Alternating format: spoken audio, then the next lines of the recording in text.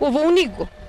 Защото посланията, които отправя премиерът, са разнопосочни и са точно като острия пронизителен сигнал на монитора в операционната зала, когато алармира, че пациентът е изпаднал в клинична смърт.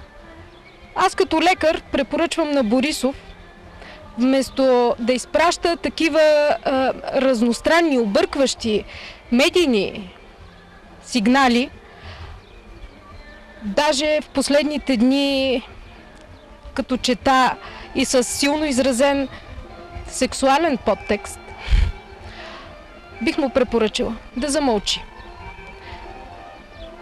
да затвори очи, да се отпусне и да си представи милионите българи, които едва свързват двата края и които не могат да купят хляб на децата си. Искрено се надявам, че това телевизионно медийно шоу вече е към края си.